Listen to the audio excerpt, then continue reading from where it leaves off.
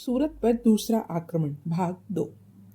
वे बहुत अच्छे मित्र थे और उन्होंने उनके हाथ में हाथ डालकर कहा कि वे अंग्रेजों के साथ कोई गलत काम नहीं करेंगे। उसके बाद अंग्रेजी कारखाने को कोई नुकसान नहीं पहुंचाया गया। कारखाने की दीवारों पर अंग्रेजों और मराठों के बीच हुई झड़पों में केवल एक अंग्रेज नाविक को गोली लगी थी। वह कंपनी का नौकर नहीं था, बल्कि बैंटम के राजा के जहाज ब्लेसिंग का कर्मचारी था। इस नाविक ने कारखाने में अपने साथियों की मदद करने के लिए उस जहाज को छोड़ दिया होगा जिस पर वह काम करता था। बैंटम जावा में से जहाज सूरत में काफी संख्या में आते थे और उनमें अक्सर अंग्रेज नाविक होते थे, जिन्होंने जावा में न केवल अपनी नाविक योग्यता के लिए बल्कि इसीलिए भी बहुत नाम कमाया था क्योंकि वे शहर के सबसे नीच लोगों को कभी कोई नुकसान नहीं पहुंचाते थे और आमतौर पर सभी अच्छे लोगों के प्रिय होते थे। वे कहते थे कि ऐसा फ्लेमिंग्स या किसी अन्य राष्ट्र के साथ नहीं था। सूरत में कारखाना अपने मसालों के लिए काफी हद तक बैंटम पर निर्भर था, विशेष रूप से लिग्नम एलो के लिए, एक लकड़ी जो बहुत ही स्वादिष्ट गंध देती है।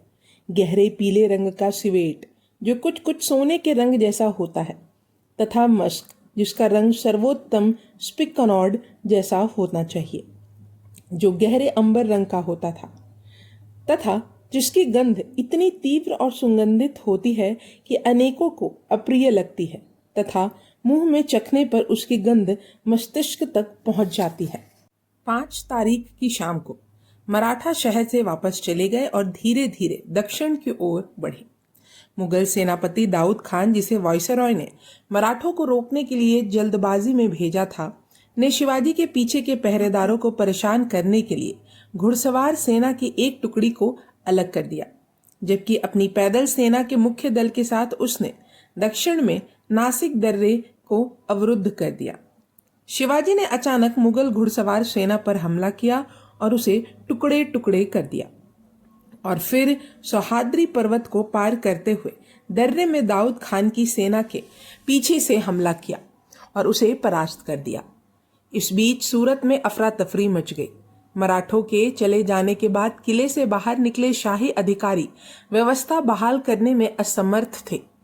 ग्रामीण लोग लूटपाट करने के लिए देहात से आए श्री मास्टर ने पाया कि मराठों के लूटपाट करने वाले गिरोहों द्वारा किए गए पिछले हमलों से निपटना शरणार्थियों की बाढ़ से ज्यादा आसान था, जो अंग्रेजी रक्षा की सफलता से चकित होकर फैक्ट्री के मैदान में उमड़ पड़े थे।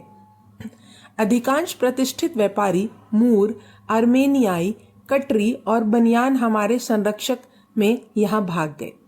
यहाँ तक कि मुसलमान लोगों ने भी मुगल प्रशासन की कमजोरी के खिलाफ बहुत ज्यादा कड़वाहट व्यक्त की और उन अंग्रेजों की सामान्य प्रशंसा में शामिल हो गए जो उस दिन के नायक थे। सूरत के सबसे अमीर व्यापारी हाजी सैद बेग के बेटे, जिनके घर को अंग्रेजों ने पिछली लूट के दौरान बचाया था, उन्होंने शपथ ली कि वे अपने परिवार के साथ बंबई जाएंगे ताकि अंग्रेजी प्रशासन के अधीन रहे।